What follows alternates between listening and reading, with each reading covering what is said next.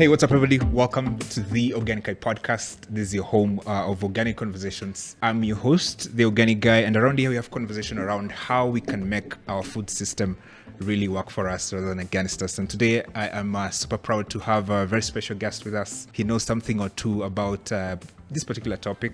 He's been running organic farmers markets for over a decade now, and it's arguably one of the largest markets in the country, and arguably across East and Central Africa. So it's a pleasure to have him on, and he goes by the name of Dennis Andaye. So Dennis, welcome to the pod. Thank you, Brian.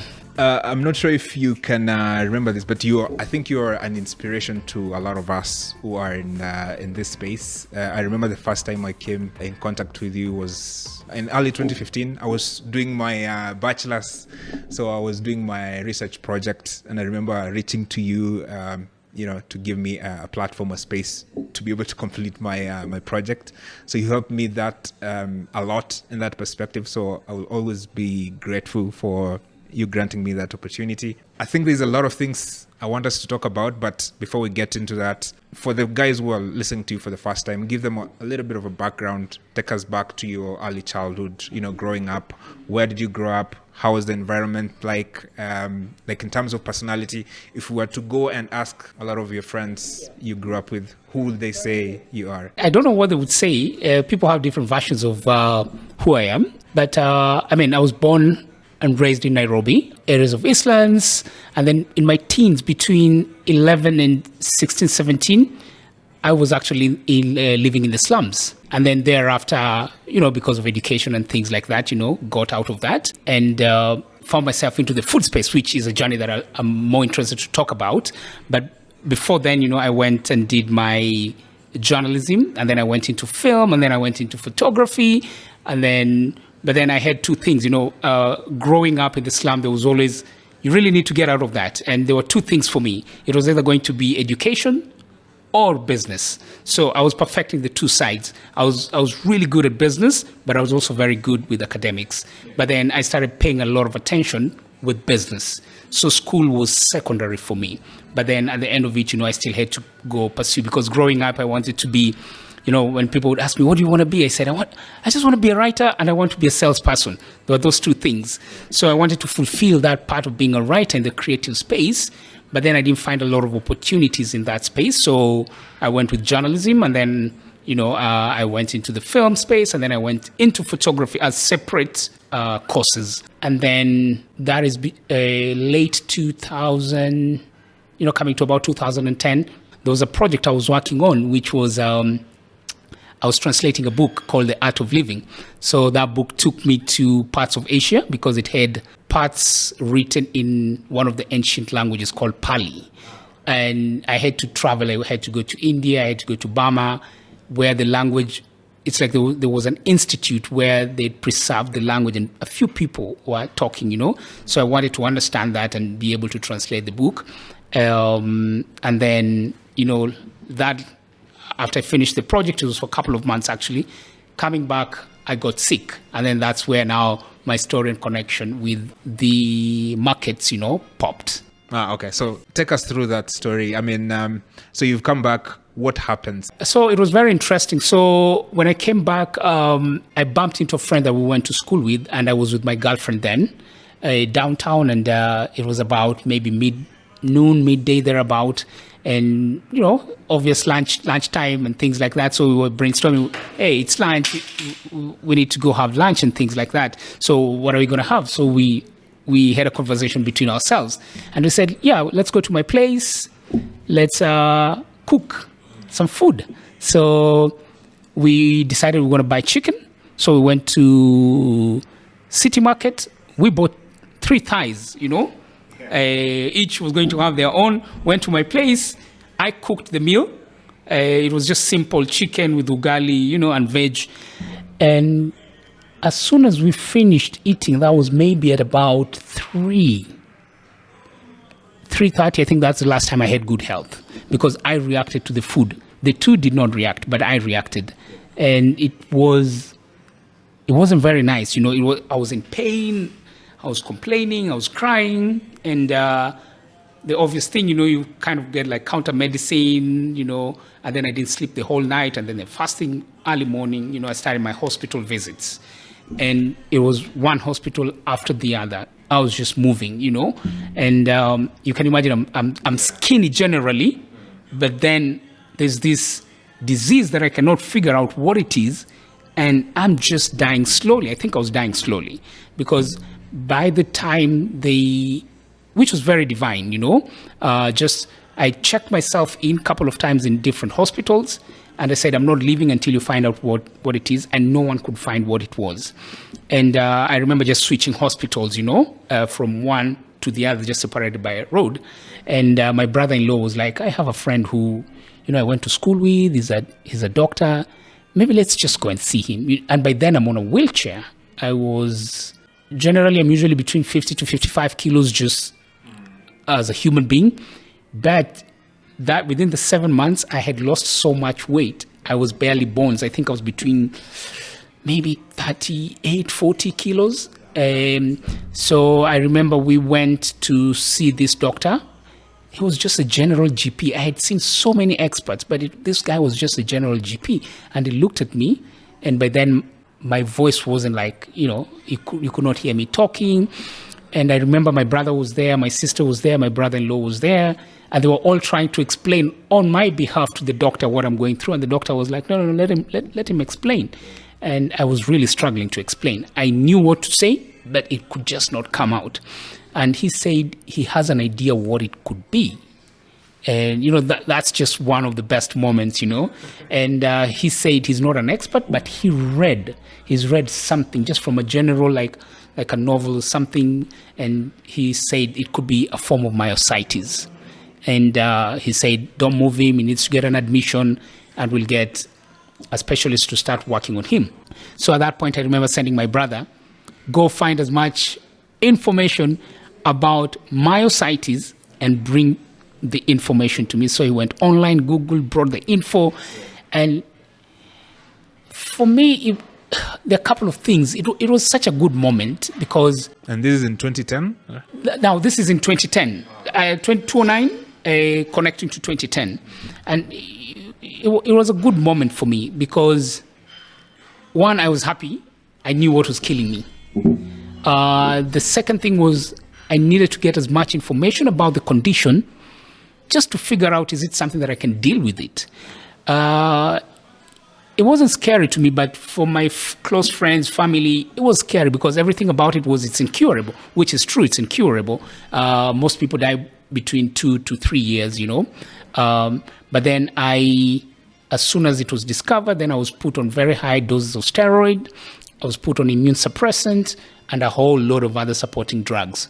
So, and the condition itself, it's where your antibodies, instead of protecting you, they attack you. So for my case, the antibodies, they would attack my muscles. And they would attack the whole sets of muscles. So at that point, I was on the high doses, but I was also researching a lot how to deal with this autoimmune disease. And I bumped into a line that just said, I can manage the condition with medication and eating well. And there was a line that said organic, in that line. Yeah. So at that point, I was like, if eating well can contribute to my well-being, why not give it a shot, And that part of eating well came, that line and that revelation came after I was taken back to the hospital because I had developed induced diabetes. So the induced diabetes was triggered by the steroids. They impaired my pancreas. So I was having now this other thing to deal with. So I was into insulin injections, morning, lunch, in the evening. So at that point again, my girlfriend then, I said, when the time comes for me to eat real food, I want to eat organic, because I was on liquid medicated diet for a very long time. So I remember that time she went to find some organic food and she came back and nothing was actually like organic, because everyone says, oh, this comes from I don't know where, I just bought it from I don't know who. It was all resellers and middlemen. So there was no history, there was no connection about this food, where it came from and all that, how it was produced. So at that point, I decided to become a farmer. So I became a farmer, I started producing food for my own self. So it was more of a selfish interest, But then before I realized the food was quite a lot.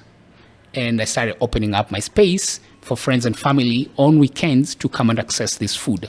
I wasn't charging, if you wanted to pay, fine, but, it was just a lot of food there. I saw kids coming, they loved the space and all that.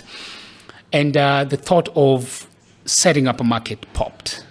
But then, remember, I've got the business mindset, but there's also something here. But then how do I approach it as a business?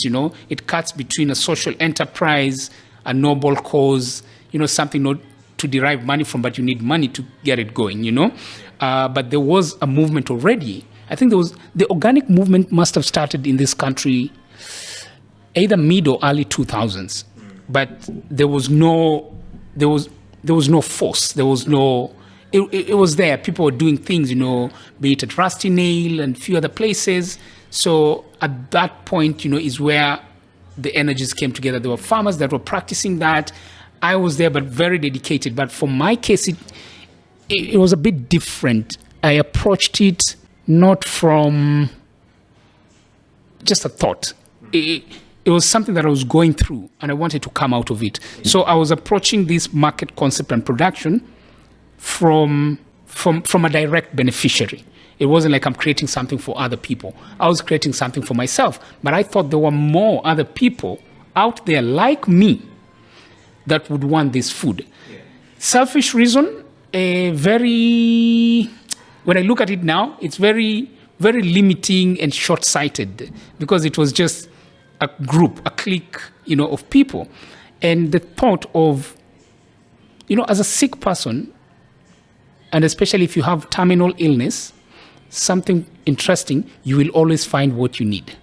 You will always find what you need. That's why for me, I had to go and look for it. And later on is when it came to my thinking, sick people will always find good food. And if they don't find good food, they will produce it. What about normal, healthy, functioning people? These are the majority. These are the people that need this food. If I'm normal, healthy, I need more of the good stuff to continue being normal and healthy. So I started looking at it from a broader way. So what happened, there was a group of farmers, and for many, many years, the clique of farmers were very few. The markets I did with 6 farmers, their markets I did with 11 farmers, their markets I did 21 farmers. And when I did a market with 21 farmers, it was strictly farmers, direct producers. For many, many years, 2010, 2011, 2012, I would say up to maybe about 2013, it was only farmers. There was no one else, and it was the direct producer with their produce, I would do a lot of farm visits. I was really hard on farmers. I didn't want shortcuts. I didn't want people to lie or cheat and things like that, because I imagine that is me eating bad food if someone cheats. It's really important you mentioned the selfish part. I think you might say like it's a negative, but it evidently comes to wanting quality. You can even say when you are going to farmers, you're visiting them, you're doing it selfishly, but also it's in a bigger sense in that you don't want people who come to the market, get disappointed in what they're getting. So, and I personally think in terms of like building stuff and, innovating, it initially starts as a selfish interest. Then the people who are really connect into that selfish interest, then, gravitate towards what you're doing. So it's not necessarily a bad thing. But I think in the long term, it's always good, because that is what keeps you going when the things get tough and the tough gets going. So that's very interesting. So you're here, you've looked at the farmers, you've gotten them. Talk me through the journey of now eating organic foods. Like, are you seeing the difference? Is it making a difference in your fight against myositis? Yes. So what happened? So myositis is in different forms. So there's myositis. Under myositis, I think there's like different forms of myositis, about 4. So there's polymyositis, there's dermatomyositis, there's the inclusive body myositis, and there's I don't know whether the name is correct, but it's infant myositis. It affects kids. So, and they all come. So myositis is very interesting. Can be hereditary, can be environmental, can be bacterial, can be viral. So for my case, there was a thinking between environmental and bacterial, but it was very clear for me. When I look back, it's bacterial. Could have been environmental because of my travels, but I could rule that out. Hereditary, I would rule that out.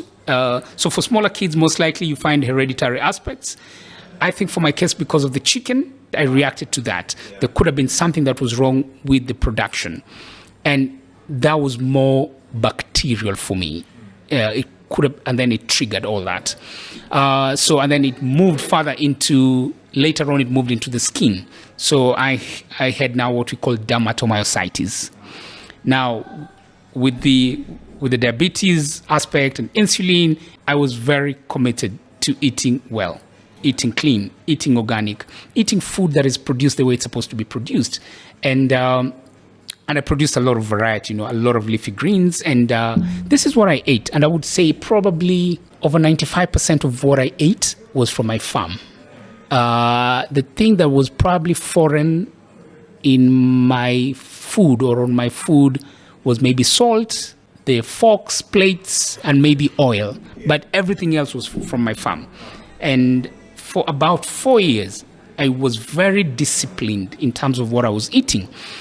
I still looked frail, but something interesting, I was feeling so nice inside. So it was like healing from inside. And it was very interesting. My hair fell off, my skin started peeling from the top, and by the time, my skin and the sole of my feet, when that completed, it was like a rebirth. And I remember I was now walking, because for a very long time I couldn't walk. I needed a lot of support, raising up. A couple of times I would fall down trying to walk.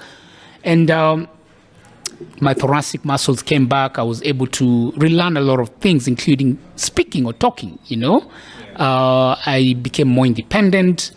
And that is just, I can attribute that a lot to, yes, the science, my medication, which I am very disciplined to date. I'm always having my drugs with me in my pockets. But that would not have worked without the food. That one I can completely say it. And my steroids intake went low. By 2015-16, I was out of immune suppressant. I had just reduced a whole lot of drugs, Within 2 years, I was out of insulin. And I was just on basic medication that just, kept me going. There's even a time I was completely out of all the medication, but then I got a relapse and then brought it back. So the belief of what food can do to our bodies is incredible, And, it's what you feed to this body. I think the most important thing that we have in our existence is not about our careers. It's not about the job or the business or the money. It's about this structure. It's about this body. If this body is not okay, everything else in your life is not okay. I think if I'm to attribute even success, what success truly is the health that you have. If you have a really good health, I think that's number one success. And if you're great at that, the rest of the things, trust me, will fall in place. But if it's the other way, I just do not see, Yes, so that's how, I started believing in the whole concept. I started believing in how food is supposed to be produced, and like all the diversity of the food, how to nourish the body, and even beyond that, how do you prepare this food so that it's even more exciting, because eating well should never be boring. There's always a connection between eating well and boring, and over time I started looking at that. I would look at when someone is sick in the family, what do? They will do some porridge. They will boil stuff, boil the sweet potatoes, boil the nduma, boil the cassava, and that's what you're gonna eat. I remember, I think it must have been 1994. My grandfather was diagnosed with diabetes, and he died in record time. But I started connecting as an adult now. what was he being given? Because we were there. It was a porridge, the sorghum porridge or whatever, just boiled. Boiled beans, boiled. And this guy was a chef. He cooked for the white family for many, many years. He loved good food. But now we're telling him you cannot eat what he believed was good food. This is what you're going to eat. But you see, he would sneak and eat still the bad food because he felt it was tasty. And in the process, it did not help him. So there are creative ways to enjoy the sweet potato. There are creative ways to enjoy the nduma. There are creative ways to enjoy the cassava beyond boiling. So good food, there's ways, to play with it, So I had also to learn a lot around the kitchen. And I think in my living, in my house, kitchen is the best place. The other places are not as fun. Yeah, I just love to cook, Yeah, that's ultimately actually a good sign. And I think it's Socrates who say like health is wealth or something like that. Mm-hmm. So that goes back to how important this in terms of eating food. And I think nowadays people are sort of forgetting why we eat food actually. It's because we want to get nutrients from the food, right? So taste is sort of secondary, but nowadays there's a lot of people who have dedicated a lot of time and money into deceiving our taste buds into thinking that this is the kind of taste that your food should be. But in reality, we forget why we're eating food, because our body needs nutrients, and for that to happen, you need to eat the highest quality food that we can find, right? And that just happens to be organic. Yeah, I think in our living day to day, the biggest expense should be on food. Not rent, not school, nothing. The quality of what you put in that plate should define everything. And let no one lie, good food costs money. Good food costs money. Good food will take time to prepare. And there's nothing wrong with that, So if we are going to work to earn money, I think the biggest portion of that money should go to what we consume, What does your family eat? What does your kids eat? That's critical. And yes, we all have to die one way or the other. You can get knocked, something happens. But trust me, if you were to die earlier because of a health challenge, maybe if you're to die young as young as 20 and you are eating well, then that is how far that would have taken you. If you are not eating well, you would have died by 10 or 15. Yeah. So it's important to look at that, and I'd rather live in a shack but eat really well, Yes. Yeah, and I think that's a really good testimony in terms of what organic food can do, because I've had that's our friend. She was from the United States. She was in this podcast, and she testified how organic food actually helped our cancer, and like the impact organic food had on our health. So it's really important, and I think this kind of stories needs to be told more in terms of what effect that they can have in our bodies. So help us take back to your early days. So you've tried, you've looked for farmers. You have like 4, 5, 15 farmers. What is the scenery like? Like you go into Padiams and you tell them, hey, I need a space to host farmers. So take us into like the initial stages. Okay. Yeah. So when I committed, it was a commitment, it was a dedication and, devoting into this thing, and I saw it many, many years ahead, but then that was not the reality, at that present time. The market was operating in different ways. So there was situations where, 1, you needed farmers, 2, you needed space. You don't own the space. So I remember, we did a market for about 2 years at a Talisman restaurant. But then during June, July, they would always go for renovation. So everything was closed. And then we had to find a home during the months.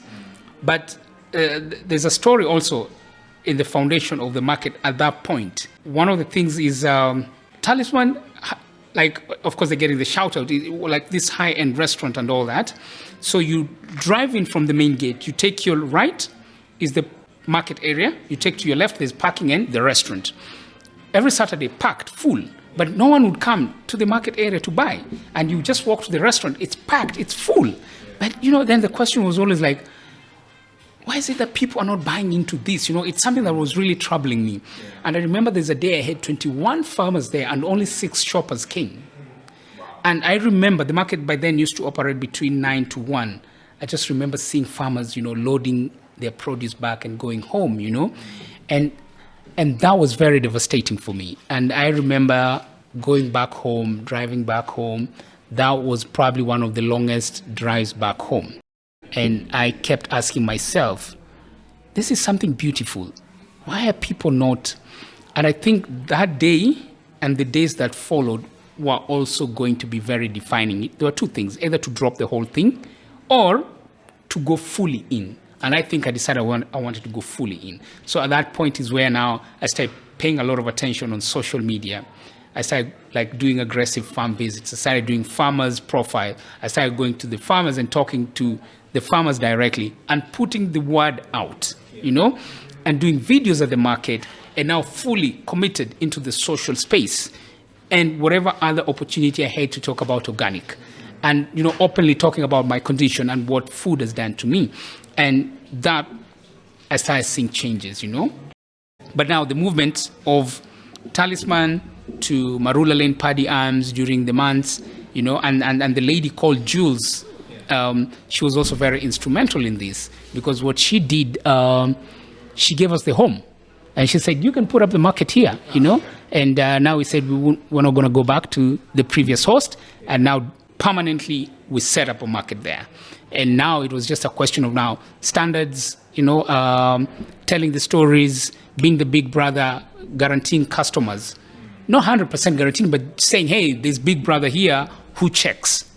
And one interesting story, there was a lady who reached out to me, both on social media and on text, and said, do you have any other day of the market? I said, no, it's only on Saturdays. She said, I don't think I can make it on Saturdays, but I really want to get good food. I can't make it to the market. So I said, okay, do you mind if I give you contacts of farmers around Nairobi that you can go to their farms and buy directly? And she said, oh, that's so cool. So that's what I did. And we never talk again. And I think it was after a year or something, I was walking into the market and I see a lady who says, are you Dennis? I said, yeah. And she said, oh, I'm this lady who wrote to you a while back saying da-da-da-da-da. And I said, oh, but what are you doing here? You said you can't make it. She said, oh, I'm an SDA. But I decided to come just to see the market. And I said, and then she said, that time I was writing to you, I was out of the country in a hospital bed.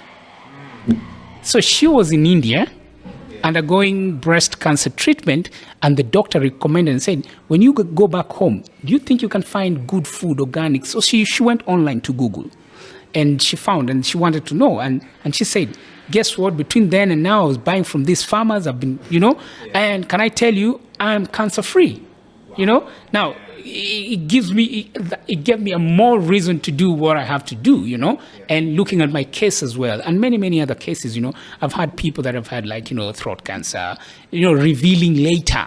But of course, the whole process has its own challenges. You'll always find farmers that are cheating because they want to make more money. They ran out of something. They will go to open markets and buy because they don't want to lose that business. So if you are not very strict, you will be lying to people. It hasn't been easy. Even during that time, I got threats.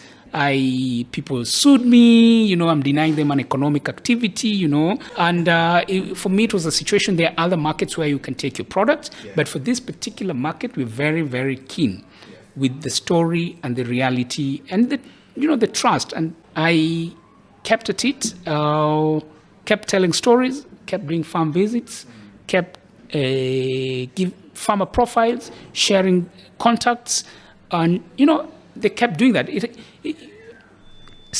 I would tell you, it's only with the strictness.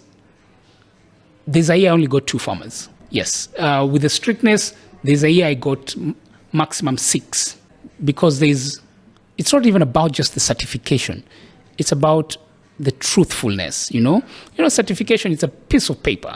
It's a piece of paper. When you're out of the farm, what is the farmer doing? Do you know what they're doing? You do not know, you know. If I give you organic, non-organic, I put them together, unless you're very smart, you can't tell, you know. You can't tell this was organically produced versus not organically produced, you know. So you cannot rely on that. I think there's a deeper, there has to be a deeper belief and professionalism in the whole process, you know. People might say organic, there's no science. There's a lot of science in organic, you know. So it's one of the things that has been very difficult, finding genuine farmers. That's always been the biggest challenge. We've not had a situation of lack of trust. No, it's finding the right people. And one of the natural ways of selection that I use is people will always call or make an inquiry. Oh, I'm an organic farmer. I want to come and sell at your market, blah, blah, blah. They tell you the story. Fantastic. We want you. And the question is always, my question back is, where's your farm? Can you schedule a farm visit? Over 96% of those people will never get back. Outrightly, never. And the genuine ones will be like, yeah, please come, we can schedule, come see, all that. That is one. There's another group of people that I like. These are conventional farmers. These are what we call the bad farmers. I like those people that are genuine because they say, listen, I am a conventional farmer. I want to transition and become organic. I want space. I want to work with you. So I usually use it as a scenario of like a drug addict. They cannot live or survive without the drugs. They will have challenges. But what I like about them, if they're committed, they will stop what they're doing. So it's sort of like 99% wrong, 1% good. So I'd rather eat 99 bad, 1 good. And then in a couple of months, they're 2% organic, 98%. In 1 year, 2 years, 3 years, they could be 60, 50%. We cannot also survive without them. You want these people to change. But then at the market level, it's got to be also truthful. This is a farm under transition. They're not 100% organic. Maybe they could be 50%, they could be 40%. But I'm looking at this in 7-10 years. This guy could be an organic farmer. One of the farmers that I once met, I remember Kakila Farm, the guy was conventional.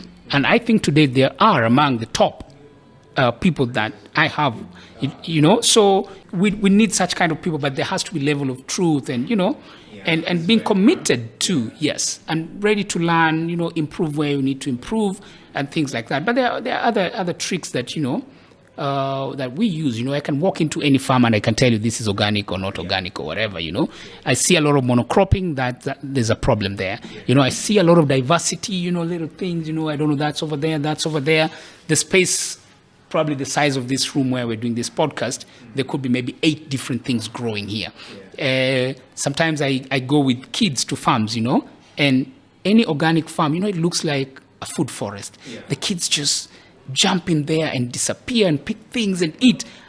And you go to a conventional farm with the same kids, they stick with you. They don't even go in there, you know. So, you know, it's like super clean, you know, like, so there are things, you know, but, you know, the work should not be about policing and checking. The work is just to get people that want to do good, you know, for themselves, other human beings, and the environment. Over time, this is now a case, you know, another very direct case with my grandmother. I remember I did a visit to the village, and I would always see, you know, she produces 2 sets of food. There's food for herself, food for home, and food for the market. And so food for herself is always like behind the house, you know, where she throws, you know, the manures and all that. The food looks good, but it's a bit ugly, you know. It's eaten by doodles here and there, and there's a lot of food, you know. You go there with a basket, and then there is another area where she produces for the market. It could be kales for the market, spinach for the market, and that area is usually sprayed, and, you know, things. And she does not eat that. And I remember asking her a question. What if it's your grandchild who bought it at the market? They don't live here. What if it's your son? What is if your daughter? You know, what do you think about that? She said, it's actually terrible. And I think after that, she stopped that kind of production, you know. So we've got to look beyond the money. Yeah, I do agree. And I mean, one of the best quotes I've ever come across in terms of the belief, you believing in organic, is for one to become an organic farmer, they have to become organic themselves. So they believe, and the values of what organic is has to be embedded in them first for them to actually go out. So that's where the point of diversifying your field comes in, not using toxic chemicals, all this kind of stuff. So they ingrain in you first. So when you become a farmer, then those things, it's just secondary of who you are. It's just an expression of who you are. And I also do agree in the sense that you don't have to be fully organic in order to be embraced by the organic movement. And I think it's part of what the organic movement tried to do with Organic 3.0, where they are like, no, instead of building a wall, like you are an organic farmer and you're not an organic farmer, you build a ladder. So if you are completely conventional, there is a path for you to become organic, right? There is that time for you to learn new values, learn new things to do on your farm, rather than saying, hey, for you to become organic, you have to go through this. So you have to build them, you have to provide them systems, communities in which they can learn and see how they can do things better. And that has to be a way forward for us to, grow the number of organic farmers. And this thing is about health, it's about the environment, it's about human beings, it's about the kids, and even based on with my own experience and trying to read a lot of medical, content around health, there's a big connection, between food and who we are. There's I know all pre-med students will do a nutrition course, a unit. Sorry, they have to do it, and that made me start to think, why do they take it as a unit? It's because it has everything to do with even what they're trying to do with the patient. But how many doctors do that? I guess very few. How many nutritionists do we have? Very, very rarely, You'll find always experts, in, orthopedics, heart, brain, I don't know what.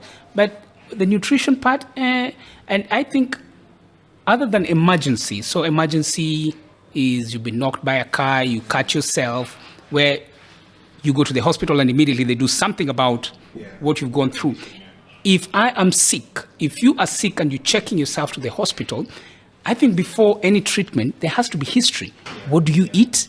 Give me the history for the last 1 year or 6 months, or, you will find there's a connection between the food and what is ailing you. And no one does that. There's always the quick fix, you get whatever you get. Yes, of course, we buy more time, we stay more alive because of the medicine. But I think if the history of what you eat can be looked at, most of these things can be corrected, through food. Yeah, definitely. And so you mentioned a little bit of the challenges you've gone through in terms of establishing trust. Is there some things that you have established in the market? So, for example, if there's a new farmer or a new vendor who wants to become part of the market, are there steps that they need to go through?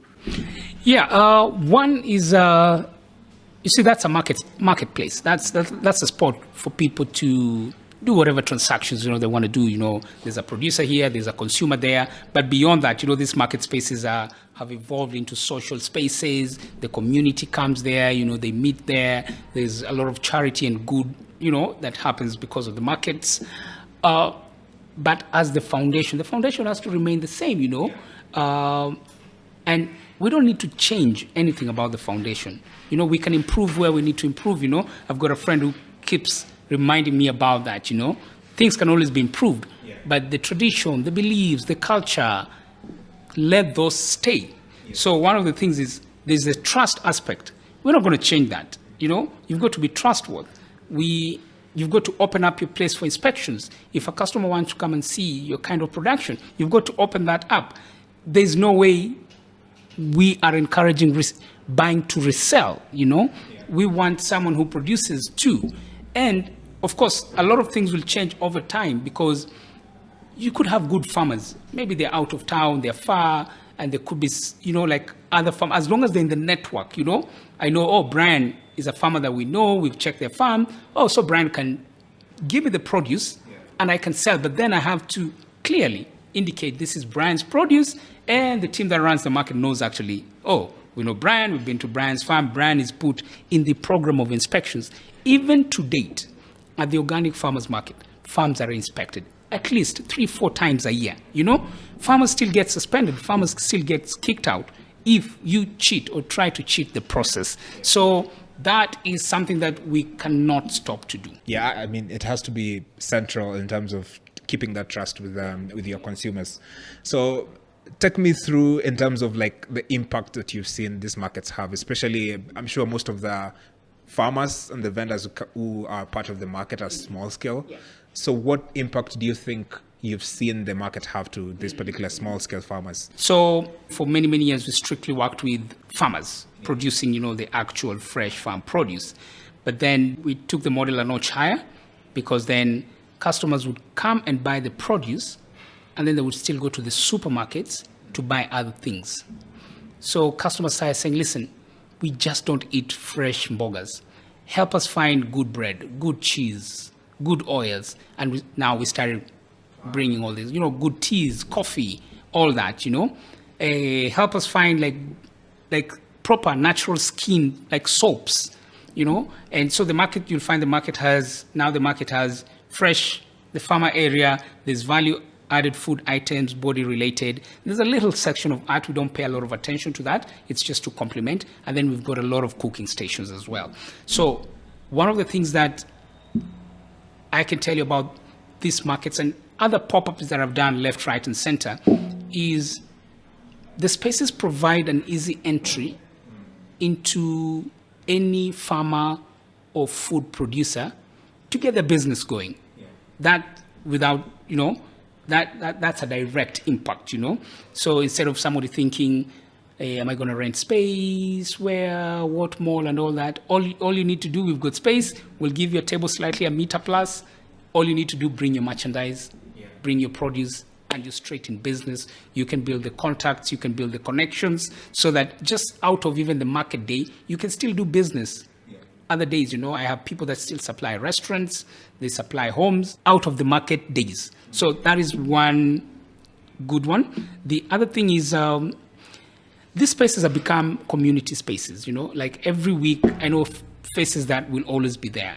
This is where people come to, catch up, laugh. Hey, nice to see you. How was your week? How's your family? It's not a place where you just walk in, pick and go. It's a place you walk in, people's names, their kids' names, their wives' names. People talk, laugh, blah, blah, blah. And then they shop, and then they take the things to the car. Yeah. They come back, they sit, have a beer, laugh, eat. They forgot, they take more. And then, of course, you can imagine where you set up the market, what also that does to the other existing businesses around, If I do a pop-up in a restaurant, the day I do a pop-up in a restaurant is the day the restaurant makes more money.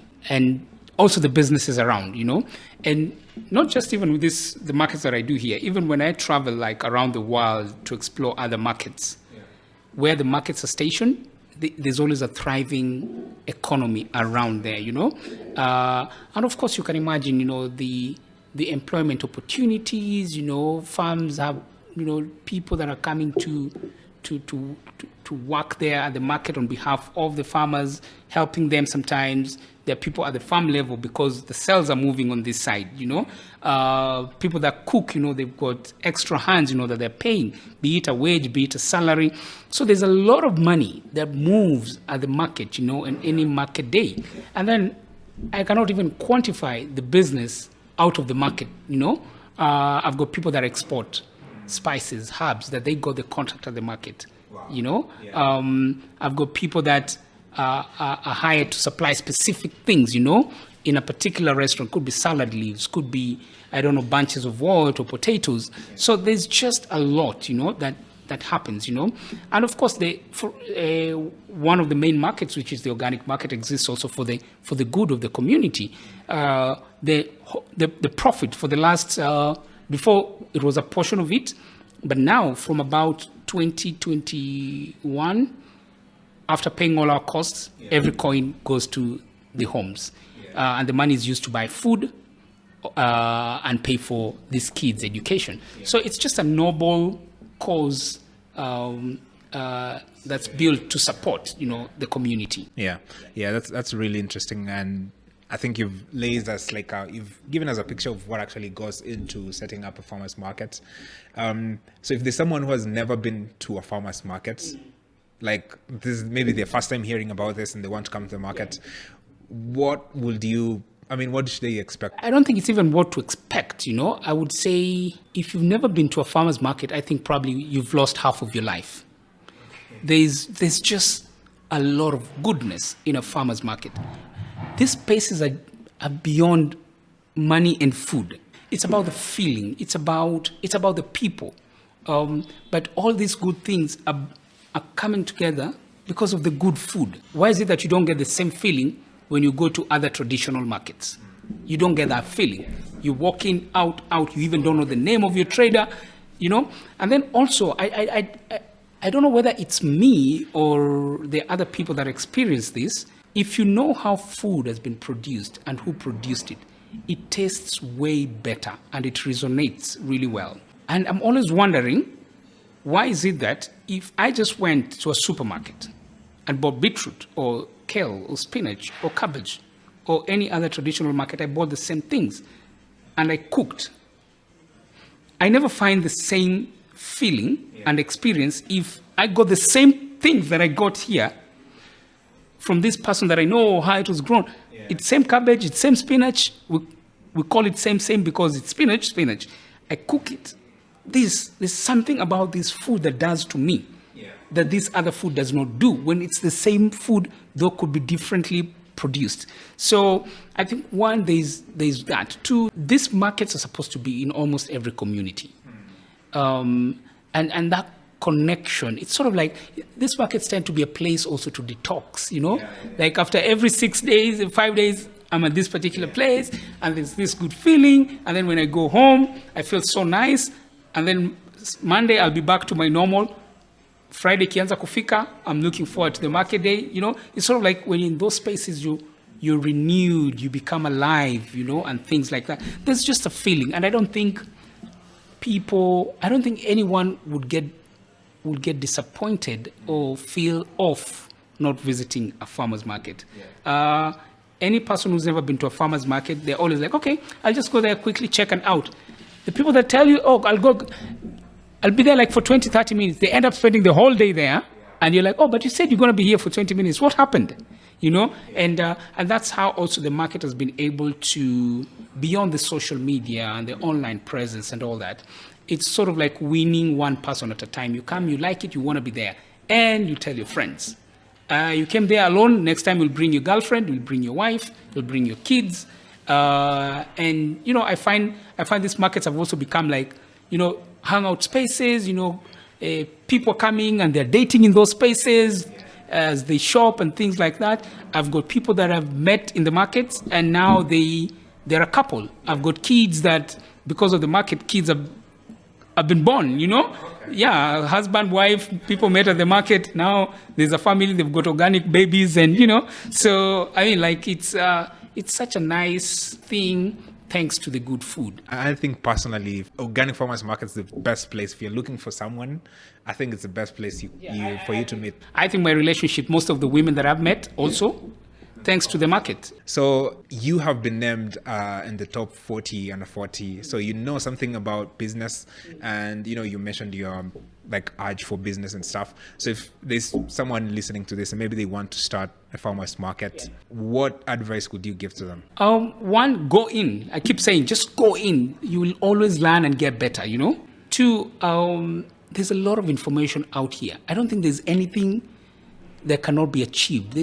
There's just so much of what you can learn from YouTube, like Google. Just Google. There's a lot of things, I think the most important thing is not even opening, is the energy, the consistency, and the belief. People might think you're crazy. People might wonder, how do you even make money?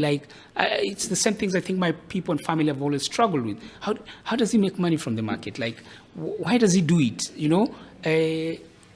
Block all those. You will always hear those. Yeah. But just know why you're doing this. Just, if you want to start a farmer's market, one of the things is just figure out, can you find producers?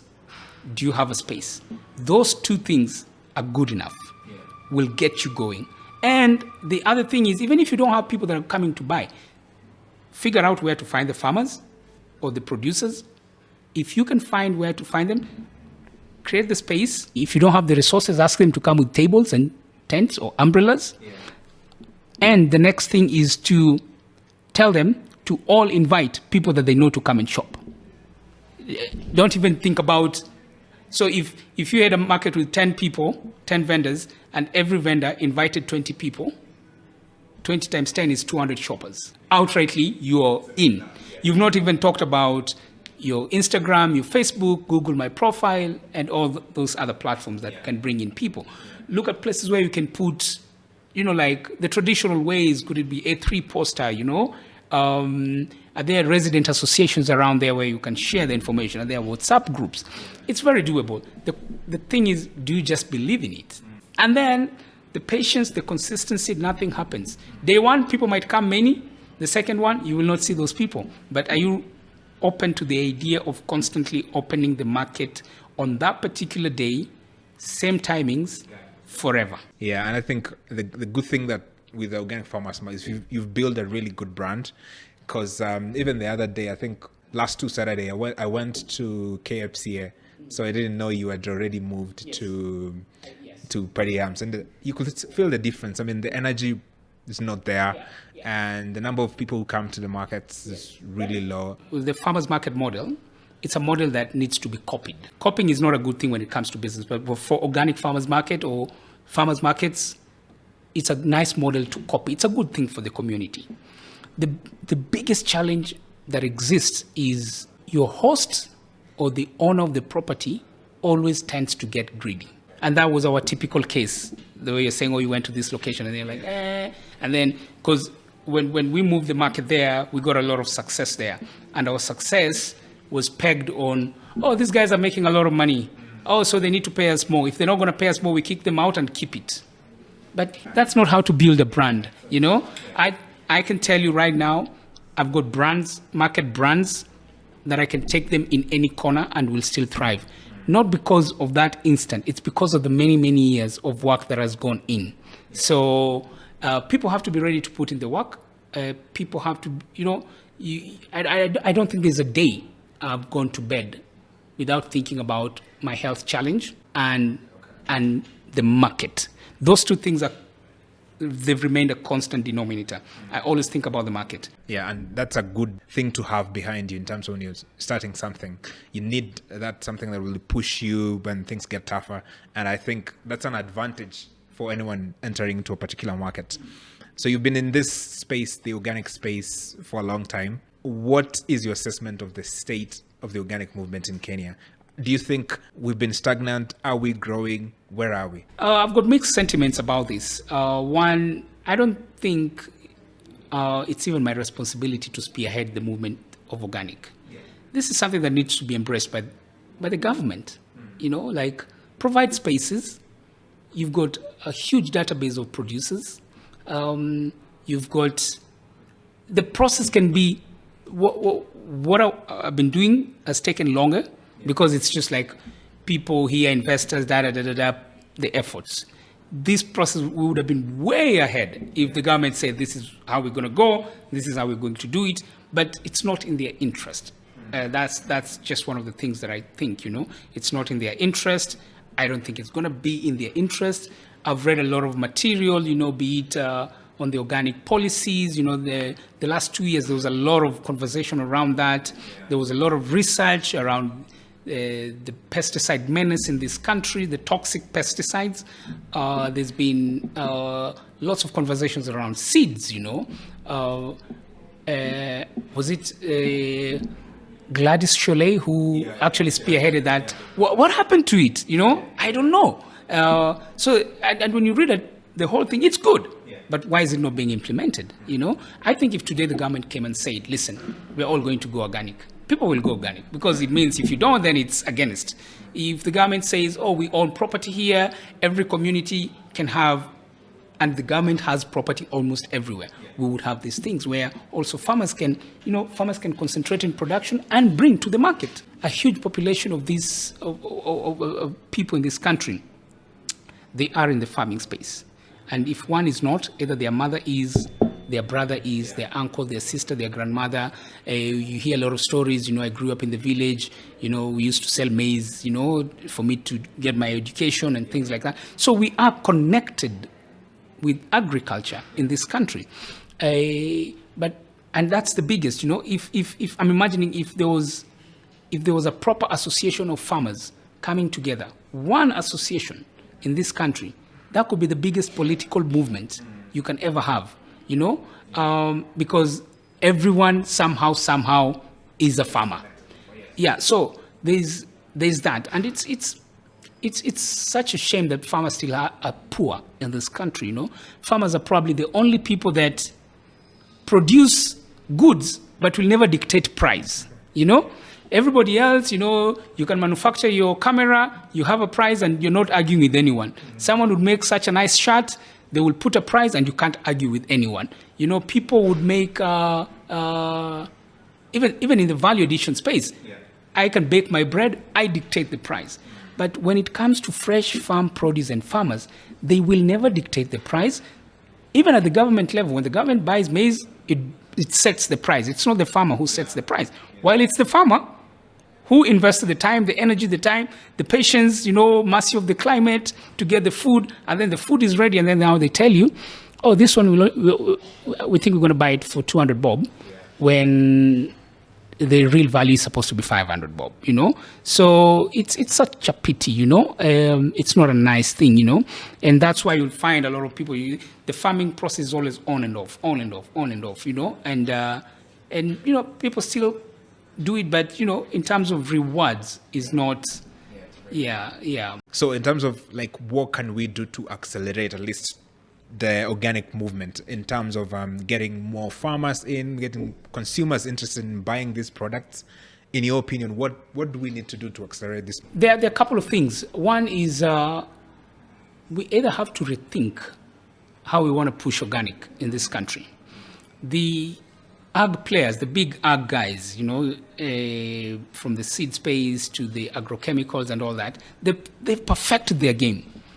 They've perfected their game from a sales point, and they've even gone further, they've targeted even the local local dialect stations, where if we think this farmer is illiterate, they only understand Kikuyu or Luo or whatever, the stations that they listen to, we package information to them that as an ag company that will push my agenda. And the promise of high yield. If you do this, you're going to get this. If you use this, you're going to use this. So farmers will always buy into that because that's what they're being fed. That's what they're hearing. That's what's all over. There's not as much information around organic, So there has to be a lot of information, and not to sensationalize, to talk about the truth in that space, from health angle to whatever, and pushing it to the same farmers.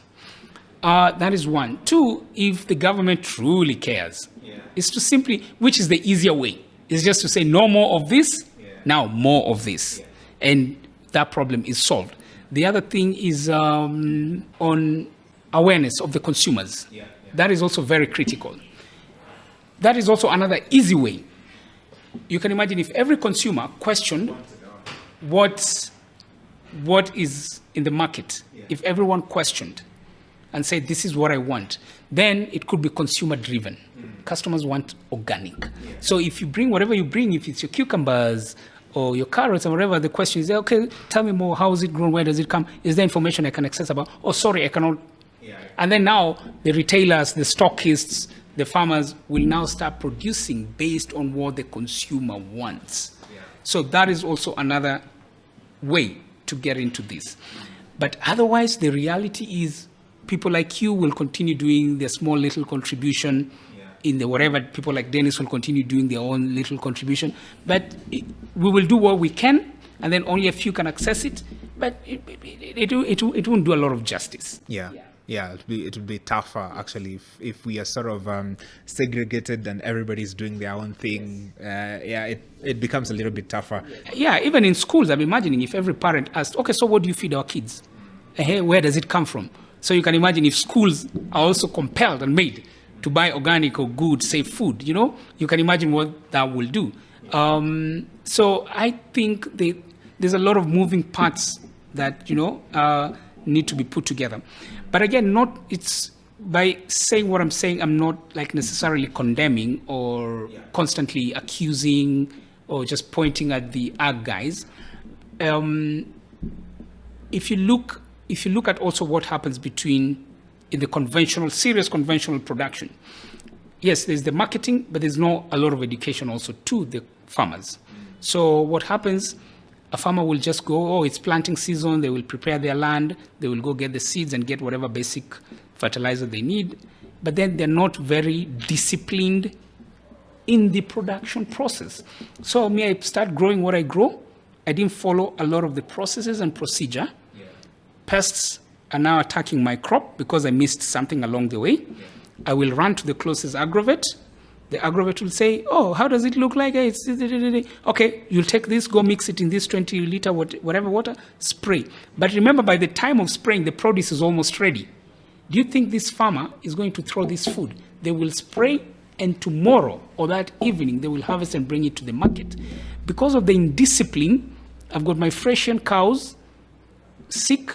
I call my vet, or I know how to do that. My farm manager knows how to do that.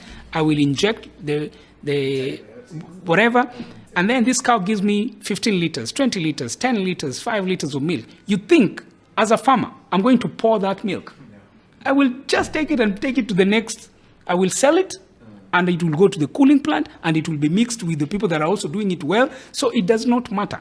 So the indisciplined behavior of producers is also contributing into the bad.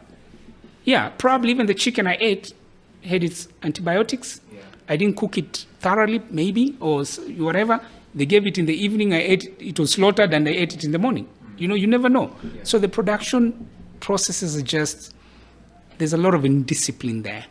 You've been very fortunate enough to travel. I think you've seen different markets across the world. Yeah. What is the one thing that you think you can improve on, or you've learned from those markets that can be implemented in the local markets? Yeah, so one of the models that I like is what the Italians use, The Italians are very, how do I put it? They're very passionate about their food. They love it. In fact, I was being told any Italian who opens a restaurant, like I was in Rome at some point, and another village like in the south and north, when I go to restaurants that want to understand that, they say this: if you open a restaurant, people will come day one. But if your food is not okay and the ingredients, that is as good as dead on that same day. Yeah? The Italians, what I like about the Italians, which actually we are also in collaboration trying to do an interesting farmers model that we're learning from them and trying to localize it, is these guys have very strong farmers union. No one messes with the unions, and they're very political. And every politician must have the farmer's interest for them to be voted. If you do not have a farmer's interest, forget it. Politicians go to farmers markets and shop. They touch base.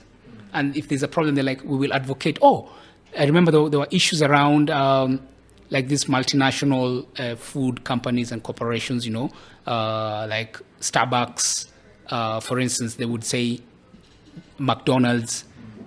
They make it so hard for them to operate in that country because they believe if they allow them, the farmer is the one at risk. Yeah. So what happens, they will come and dictate prices. They will come and, they will even import.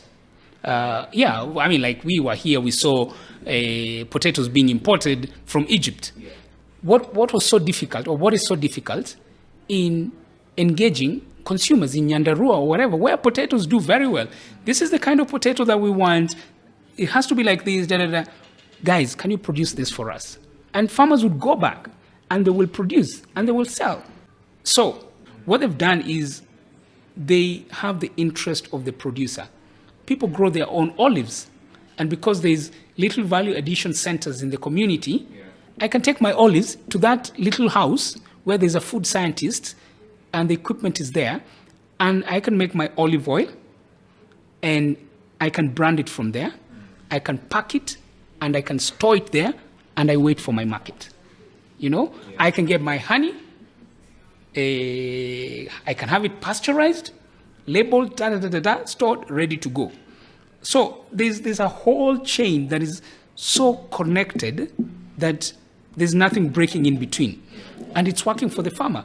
I find people that is what they do as a profession. Every day they wake up, they will get their milk, they will make the cheese, as a small family business or an individual business. So there's a lot of that. And they even create catalogs and books of just small olive producers, small cheese producers, their names, the name of their company, contacts, and someone can call you for delivery, So we are not there, but it's very doable. And when you look at the commercial spaces for this value addition, they're not costing more than even 2 million Kenya shillings, and why are we not doing that, We do not have to do like this massive big hub to support a farmer. It could be small, like, okay, I harvest my mboga. If I don't sell the whole of it, can I dry, blanch, package, and still sell at a later date? I'm not desperate to sell. I'm not desperate to throw. We see a lot of farmers, they have to... they don't sell out. They will either leave the produce in the market, people will come and clean it out, or they will take it, go give it to the chicken, cows, or they will go put it in the compost. Like after many, many weeks of work, many, many months of work, all that produce goes to waste. So we've got to figure out, and it's not that these things are not doable. They're very, very doable. I had testimonials of small producers that would make, even with grocery, somebody would make like 10,000 euros just Saturday and Sunday selling produce. Wow. Yeah, it's a lot. I've had people, they would sell tons of their wine, their olive oil, the olives just packed and vacuumed, the cheeses and all that. And these are people that take kids to school. They're able to pay their health insurance. They're able to own a car. And they're able to pay even for the market stall fees. So it's not that what those guys are doing we cannot do. We can do it even way better. We've got many farmers. We've got a growing population. I don't see any challenges, But we want to see, we will be launching a new market model early next year. And we've borrowed a lot of ideas from the Italians. Where the Italian Foreign Affairs Ministry is actually funding locally for that kind of market. So we want to see what that will do and see if we can take it all over. Other markets like in Germany, still similar model. Zurich, America is sort of like massive commercial, and for us, it's a question of, I don't find a lot of middlemen in those markets that I've seen. We call them, here is more than middlemen, it's more of cartels. Like if I go to Marikiti, I'm not in good terms with the cartels, then there's no way I'm going to offload my sweet potatoes or my bananas from that truck. They will make sure I cannot. So if I don't pay the fees and all that, so it's something that I think, if the government cares about these people that I call them food soldiers, they've got to, they know exactly what needs to be done. Yeah, and that was supposed to be my next question in terms of what you'd see going forward. Like, what vision do you have for farmers markets in general in Kenya? I think one of the things is, I would say, consumers must develop a lot of interest in wanting to know where their food comes from. Consumers will make this movement thrive. Consumers need to question. Consumers need to make noise. Consumers need to stop buying if they don't like. Then we are reversing that process back to the farm. Oh, they didn't want to buy this because and it can go back, because even if as a consumer I can go to the retail outlets and make noise and say, oh no, I don't want this, then the owners of the retailers, those investors, would throw that problem back to the farmers and say, hey, these guys, this is what they want. Yeah. But now the situation is not the same, So there has to be I feel if there's a lot of, because the government doesn't want to do this, there has to be a lot of awareness on the consumers and a lot of interest. I want to know what I'm eating.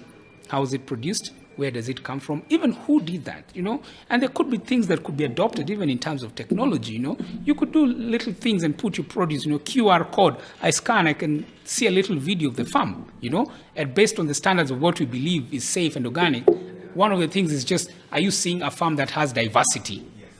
A no monocropping and things like that. Boom. Then I start to, okay, I kind of like what I'm seeing. I want to buy it.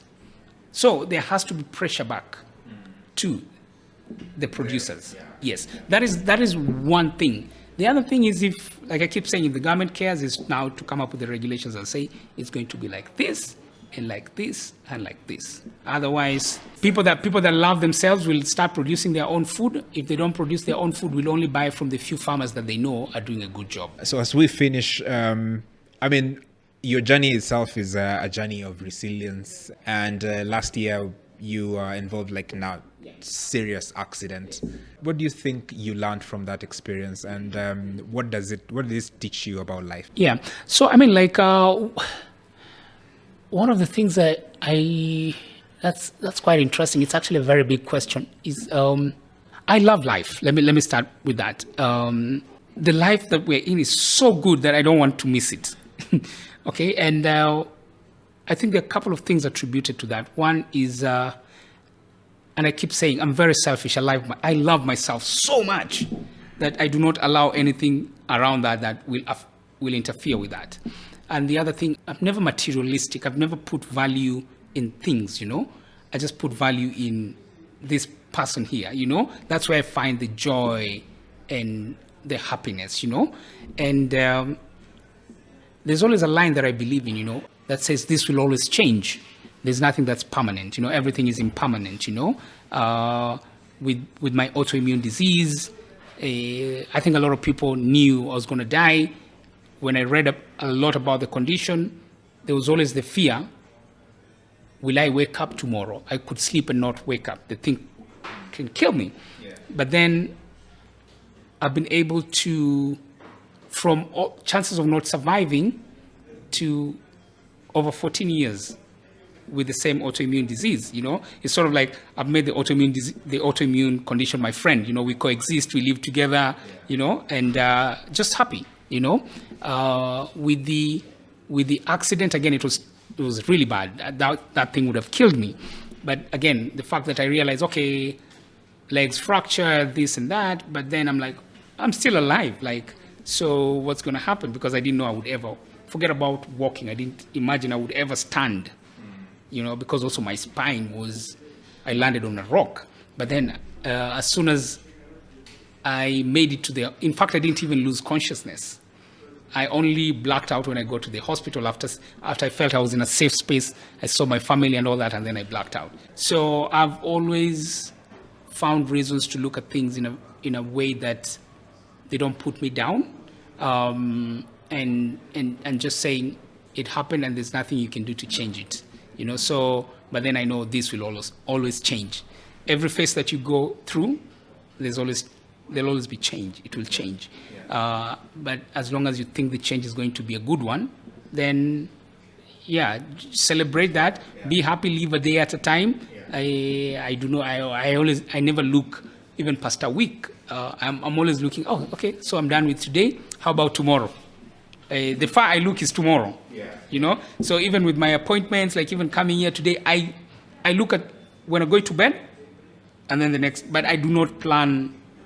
I do not plan. I don't have control of that. Yeah, I think that's a good way to look at life. So what do you think your motivation is moving forward in terms of organizing this farmers market? Does it remain the same, or do you see it changing? I see a lot of things changing. One of the things is to figure out an entire chain just beyond space and farmers. There's always the question, what else can we do to make the lives of the producers better? What else can we do to make the life of the community better? So I'm always looking at what can we do next. It has to evolve. Yeah. The principles will remain the same, but we have to keep evolving. And what would it take? The other question is, how can we spread this? Yeah. It does not need to stick in Nairobi. We need to take it to Mombasa. We need to take it to Nakuru. We need to take it to the villages. We need to take it to, the sub locations and the locations, and it has to go. I cannot do it alone, but someone could be somewhere deep in Siaya or somewhere in Eldoret. It can be done. This thing needs to spread. It needs to go beyond. It doesn't mean that it's easy, it's always difficult, You can the markets that are opened and closed, some thrived, some did not thrive, but I never look at it as failure. I look at it, we did it, but then it just didn't, and I remember there's something I once tried setting up, and this was actually a grocery store closer to a meat business that was doing very well. And in my imagination, if I bring this grocery here, because guys are buying this nyama and meat, automatically it will complement, and this will do same millions that these guys are doing. It was such a big flop. No one ever cared about that. So was it a bad move? No. I gave it a shot, but then it was like the thinking was not just because the people eat meat. You're imagining, they will also take the grocery plus the meat, and they were like this. It just didn't, So, and there are many, many other things that we still want to pilot, things around setting up like grocery kiosk in gated communities, where we operate them as kiosks, very small, and even others we want to do where there's no one manning. You have a kiosk, someone will just open, it's filled with produce, and all you need to do is put the money and take what you need to take. So there are many things that we want to try and see what will stick, what will work, what will not work. So there's no stopping. Okay, that's good to hear. So this part of the podcast where I call it the rapid fire questions. So what I've done is I prepared 10 questions for you. So your task is really to give me an idea to these questions. So there's no right or wrong answers. You just need to give your experiences to them. And I think we'll be done. So are you ready? Yes, I'm ready. Okay. So the first question is, what's the first career you dreamt of having as a kid? First career I dreamt was I always wanted to be a writer. If you had to eat only one meal for the rest of your life, what will it be? I'll go for ugali and skuma, but my unga has to be the whole meal. Okay. So the third question, when you're not working, how do you like to spend your time? Surprisingly, I'm always in thinking mode, so I usually just let loose, but my mind is always on the move. Yeah. The fourth question, what are you afraid of most? What am I afraid the most? I'll tell you, bad health. Just the worry of not feeling well. That is always a constant worry for me. Yeah. The fifth question, where is one place you like to go that you haven't been? One place, surprisingly, it's in this country. I'd love to go to Samburu. I've never explored a lot in this country, but I'd love specifically Samburu. Yeah. What is your favorite book? Favorite book? I've got quite a number, but I think there's this small book called, I don't know the author, but it's called 10 Commandments for Business Failure.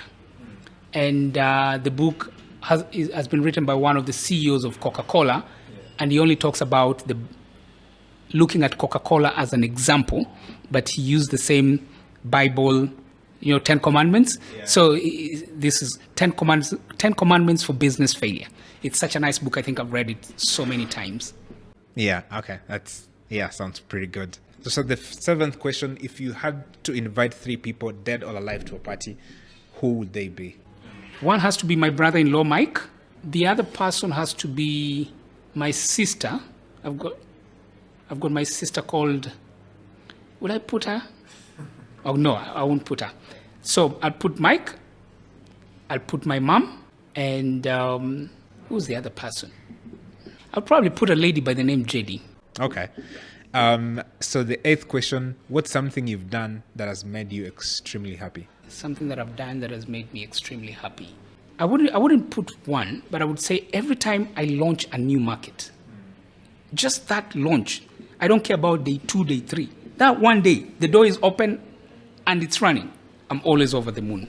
Yeah. Yeah. So it's more of creating new stuff. Okay. So the ninth question, what quote resonates with you most? What quote resonates the most? I'm not a big reader of the Bible, but it has to come from the Bible. Yeah. And I think it's from the book of Proverbs. I've lived with that quote for many, many years. I don't know what line it is, but it says, laziness plunges man into deep sleep, and the sluggard sleeps hungry. I've always lived with that. Yeah, that's pretty deep. So the last question, knowing what you know now, what advice would you give to your 18-year-old self? What advice would I give to my 18? I don't know. What would I advise myself? What advice would I tell myself at 18? I think maybe to be more stubborn.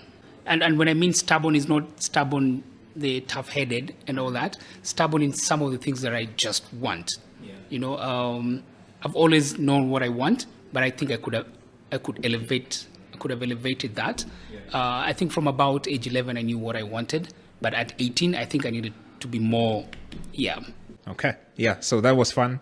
Thank you very much for agreeing to be part of the podcast and creating time for the podcast. Yeah, I think your story is very inspiring, and a lot of guys are going to like what they're going to hear from the podcast. So if there's someone who wants to follow your work, like how can they find you and where can they find you? I'm on social media, Instagram, Facebook, mainly Dennis Andaye. In terms of the markets, I've got platforms like Local Producers Market. I've got Organic Farmers Market. There's one now coming up, the one that will be launching in January, but work is ongoing, Farmers Market Nairobi. And then now there's also an outfit that we built that will be the umbrella of all the markets. We're calling it Regional Coalition for Farmers Markets. Yes, so those are sort of like the platforms where people can find me. Yeah. All right. So thank you very much. Till the next one, remember to be organic. Thank you. Cheers.